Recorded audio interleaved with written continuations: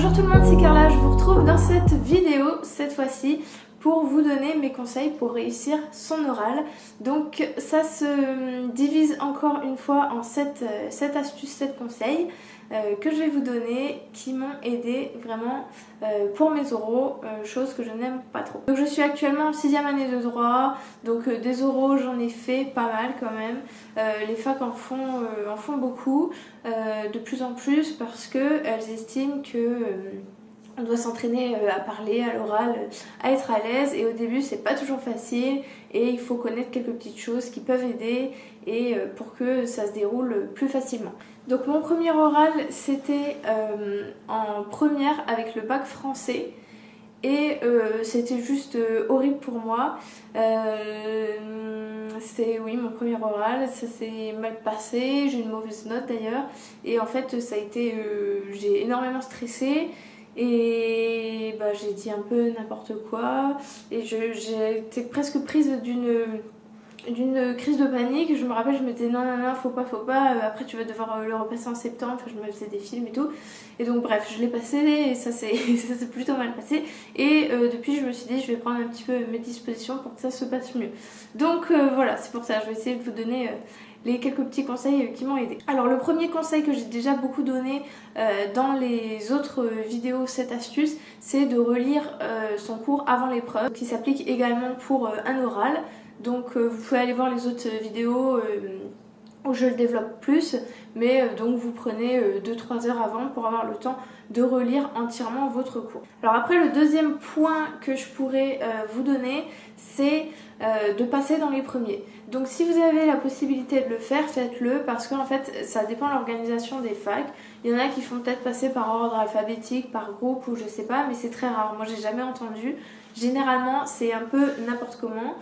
Vous êtes convoqué à 9h ou à 14h. En fait c'est soit le matin soit l'après-midi, mais on vous donne pas plus d'indications.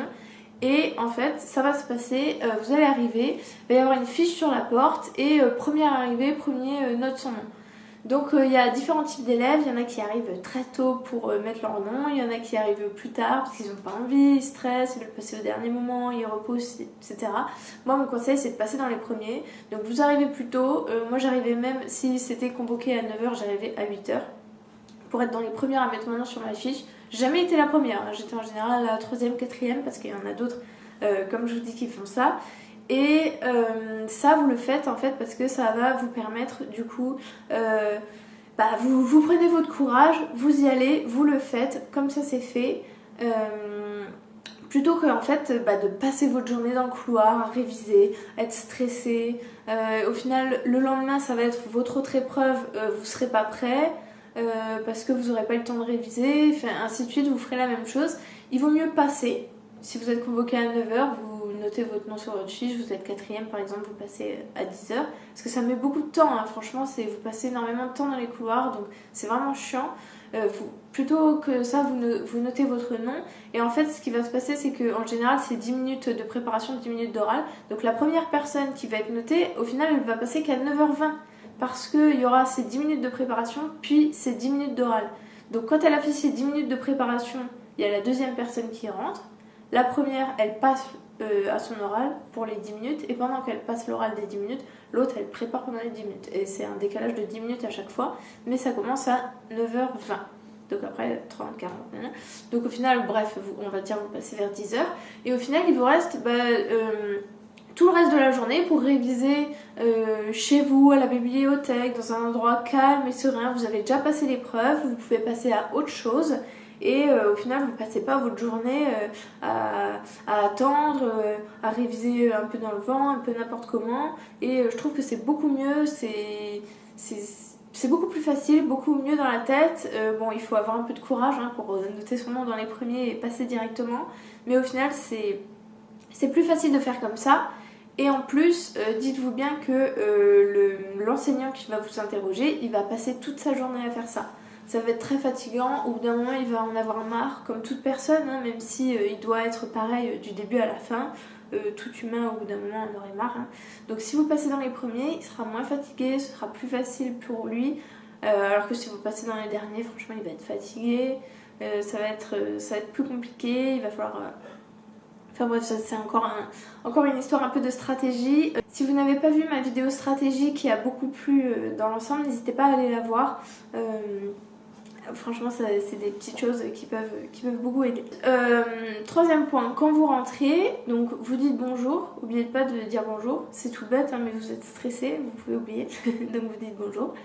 Et par contre, vous ne serrez pas la main. Des fois, on se demande au début est-ce qu'on serre la main, mais quand vous passez des euros, vous ne serrez pas la main au professeur. Et souriez. Ayez un grand sourire. La première impression, c'est vraiment la meilleure.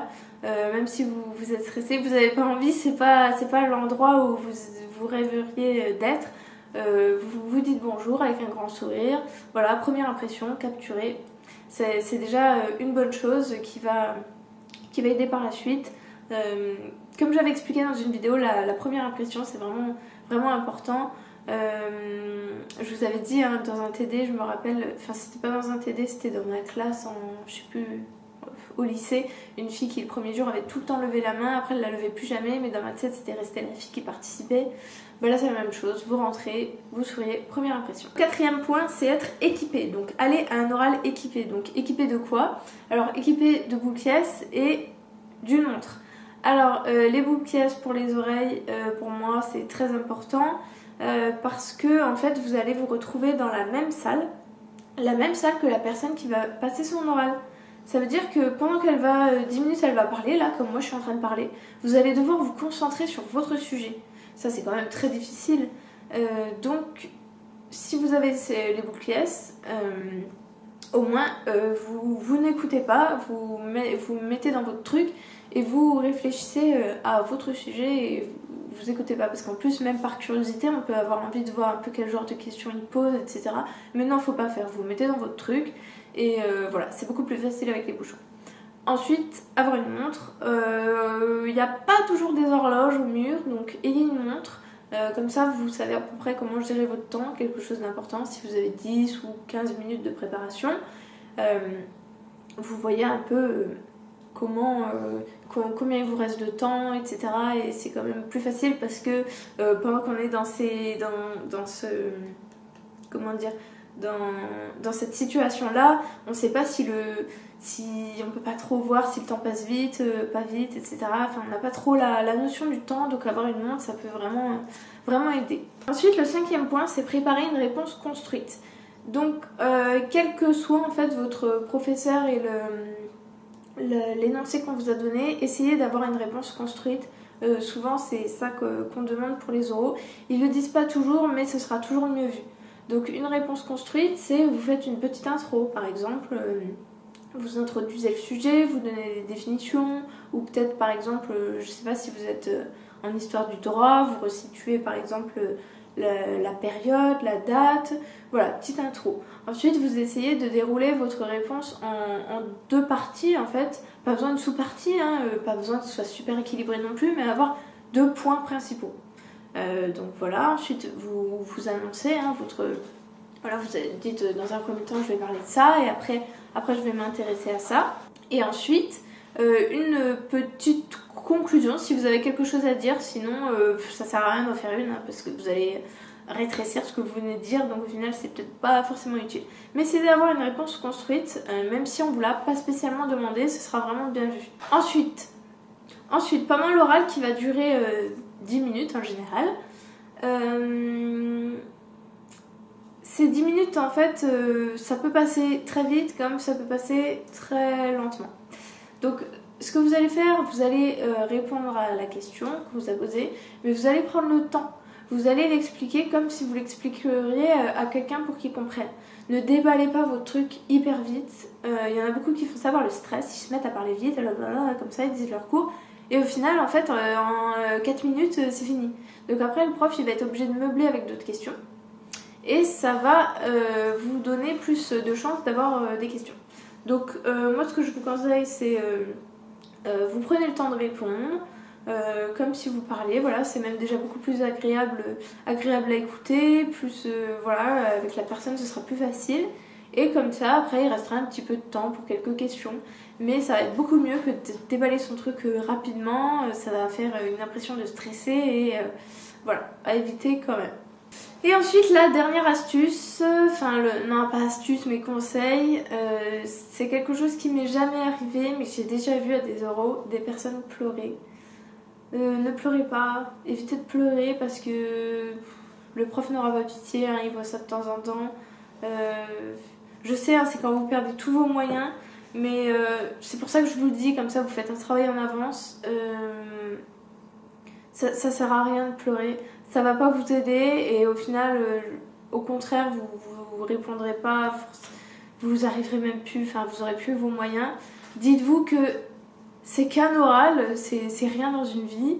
Même dans votre semestre, un oral, même si bon la note peut faire la différence, c'est pas la mort non plus. Vous pouvez vous rattraper avec d'autres notes, il y a des rattrapages, il y a des choses vraiment plus graves dans la vie, vous faites pas de mal pour ça. Vous donnez ce que vous pouvez donner.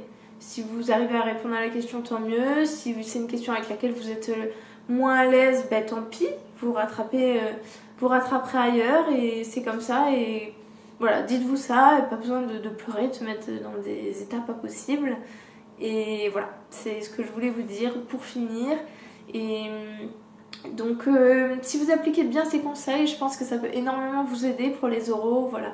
Comme d'habitude, c'est des petites choses toutes bêtes. Hein. C'est pas, je suis pas allée les chercher super loin, mais c'est des petites choses vraiment qui font la différence et qui peuvent vraiment faire la différence sur certains points et vous permettre d'atteindre la moyenne. Donc dites-moi ce que vous avez pensé de cette vidéo, si elle vous a aidé, si vous allez appliquer ces conseils, etc. Ça me fera vraiment plaisir. Je vous fais des gros bisous et je vous dis à la prochaine.